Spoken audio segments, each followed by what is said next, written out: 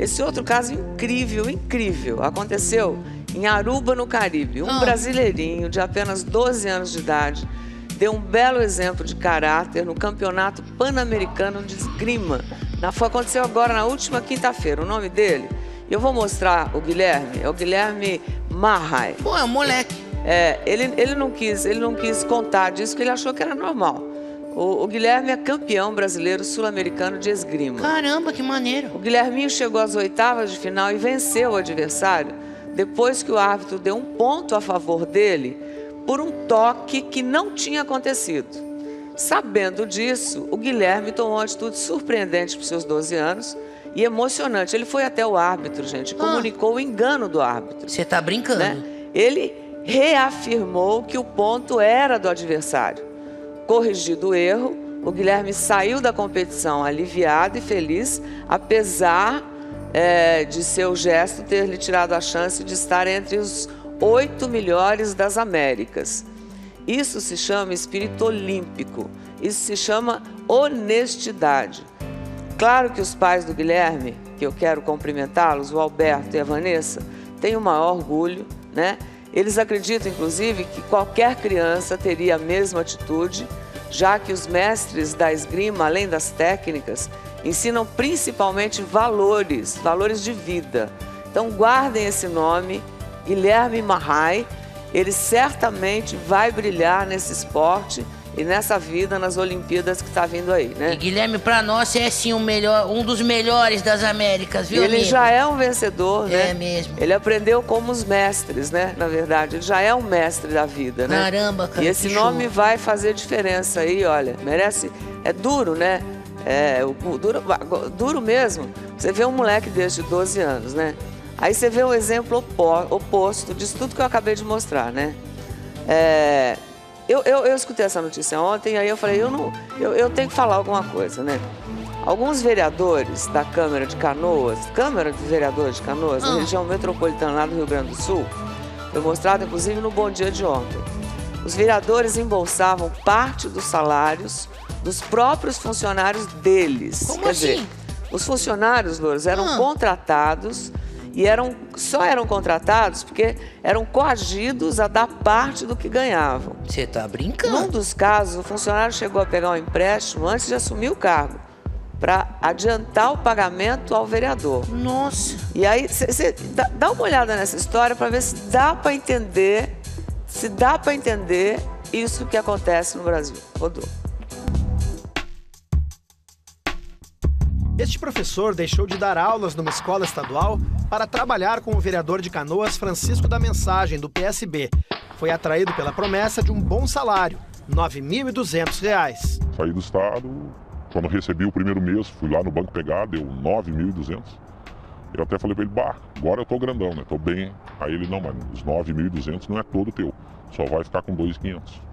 O restante é meu, que eu tenho que pagar umas contas minhas de campanha. Como é que era feito o pagamento para o vereador? Cada assessor dele e mais eu, chefe de gabinete, ia no banco, sacava o dinheiro todo, deixava só os 2.000, que era meu.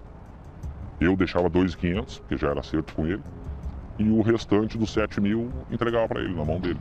Francisco da Mensagem foi um dos alvos da operação feita nesta segunda-feira em Canoas. O Ministério Público cumpriu 7 mandados de busca e apreensão e 1 de prisão na Câmara e nas casas de 3 suspeitos. Além de Francisco, os vereadores Dr. Pompeu, do PTB, e Celso Janck, do PP, também teriam exigido metade do salário recebido pelos assessores. Nós comprovamos com a prova testemunhal e com a análise financeira das contas bancárias dos vereadores, de parentes dos vereadores, de conhecidos dos vereadores e dos próprios servidores comissionados. O vereador Celso Janck foi preso. Além do mandado de busca e apreensão, também tem contra os senhores pedido mandado de prisão temporária. Pouco antes, nossa equipe pediu que o vereador ouvisse uma gravação a que tivemos acesso. A conversa é entre ele e um ex-assessor e mostra que o empregado teria que repartir com o político até mesmo o 13º salário. Quem manda nos cargos sou eu. Eu vou fazer com todos, 50%. Todos. Vamos supor, o líquido deu 8.000, 4.000. É isso. Sabe? O líquido deu 5.000, 2,5. 10º 1/3 das férias, tudo. O que significa entregar metade para o senhor de tudo que ganhar? Não tenho nada a declarar. Mas só explica para a opinião pública, o senhor foi uma pessoa que foi eleita pelo povo? Só judicialmente. O senhor sabia que isso é crime, extorsão, concussão praticado por funcionário público? Só judicialmente. A conversa foi gravada por este ex-assessor que foi obrigado a fazer um empréstimo de R$78 mil e entregar todo o dinheiro ao vereador. Com um salário de quase R$10 mil, dava ao político R$1.400 por mês e ainda pagava a prestação do empréstimo de R$2.500.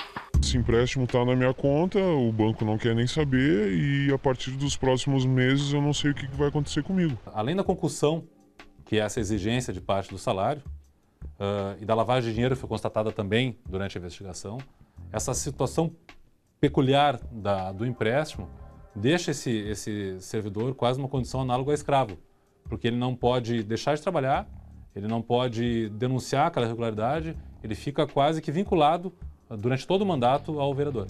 Os vereadores não recusavam nem um centavo. Essa mulher também trabalhou como assessora.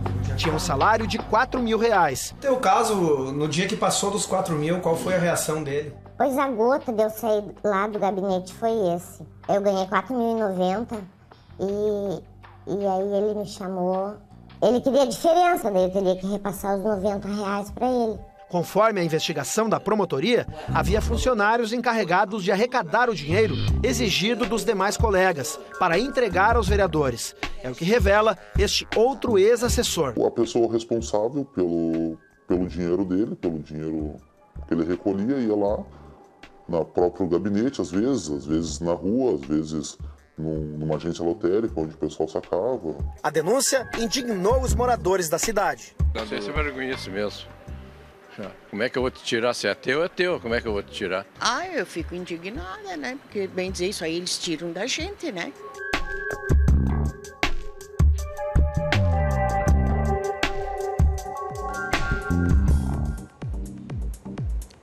Os vereadores Francisco da Mensagem e o Dr. Pompeu não quiseram comentar o caso. Na operação também foram presos o ex-chefe de gabinete do vereador Dr. Pompeu, Kleber da Silva Brito e Cláudio Roberto Saldanha. Esses dois são suspeitos de recolher o dinheiro dos funcionários para entregar aos parlamentares. Eu gostaria, inclusive, de agradecer o pessoal da TV RBS, afiliada da Globo lá no Sul, que fez essa reportagem para a gente. E essa história, infelizmente, não é uma exceção, né? Não é lá que acontece isso. Em muitas câmaras municipais, na sua cidade, esse tipo de coisa acontece. E o que pior é que depois o tempo passa e as pessoas esquecem, né? E esses políticos são reeleitos. Tem gente que chega a responder inquérito, é alvo de ações por improbidade administrativa, às vezes tem os seus direitos políticos suspensos, mas recorre ao STF, ao Supremo Tribunal Federal. Enquanto nada é decidido, o político vai lá e se candidata de novo. E de recurso em recurso, os candidatos escapam da lei, dessa lei que foi aprovada da ficha limpa. Então, o importante para o eleitor é ter memória, né? Memória. Eu recebi um texto do meu amigo Zé Neumann, que eu quero agradecer, muito bem escrito, da jornalista Eroni Marcolino. E eu destaco aqui um texto que tem tudo a ver com o momento que a gente vive. E é um texto longo, muito bem escrito, né? E diz assim, votar com segurança é praticamente impossível. Passou da hora de reclamar, criticar, de não fazer nada. Cada um de nós somados, nós somos o povo brasileiro, homens de bem, chefes de família, empresários, pessoas com capacidade de discernimento para escolher entre o bom e o mal. E essas pessoas deveriam se unir para fazer valer os nossos direitos, para não sermos eternamente os deitados em berço esplêndido. Até quando, né? Até quando a gente vai deixar de ser o país do futuro, né? Nós estamos vivendo um momento extremamente importante. É uma grande responsabilidade votar. Deixar de votar, anular, comentar, criticar e se conformar é lamentável e é muito perigoso para o nosso futuro. Se você pensar e agir, né? E a pessoa pensar e agir como a grande maioria que diz assim, que Deus nos proteja, né? Ela diz, né? Se todo mundo pensar, eu não acredito em ninguém, não acontece nada, né? Que Deus nos proteja de nós mesmos, né? De nossos votos, né? Portanto, antes de decidir o voto, olhe no site, vai lá, tem uma ONG chamada Transparência Brasil, dá para ver a ficha de todos os candidatos. É só colocar o número ou o nome. Tá aí, bota no telão para mim, bota para mim aí, Greg, transparência.org.br. Vou repetir, www.transparência, muito obrigada, .org.br. Vai lá, bota o nome, não se anule como cidadão. Você tem que saber em quem você está votando. Porque, amigo. além do que, quando a gente está com problema de saneamento, quando a gente está com problema na educação, quando a gente está com problema na saúde, quando a gente está com problema da água, que ninguém pensou lá atrás. Quer dizer, não adianta você ficar se eximindo, né, dizendo, ó, eu não tenho nada a ver com... Temos sim, né? A gente tem que votar direito. E é um momento importante para isso. É o momento de você falar, nossa, olha, eu quero esse cara pensa como eu, ele age como eu, ele é o chefe de família como eu, ele quer ver meus netos, meu futuro, minha vida, né? Esse país é lindo, a gente é lindo, mas não adianta se eximir, não adianta não querer saber. Tem gente boa sim, vai buscar, vota nele, vai lá, faz a diferença, não é? Bom. Difícil. Boa. Obrigado. Obrigado. Sou eu não, somos nós. Muito bem. Somos nós.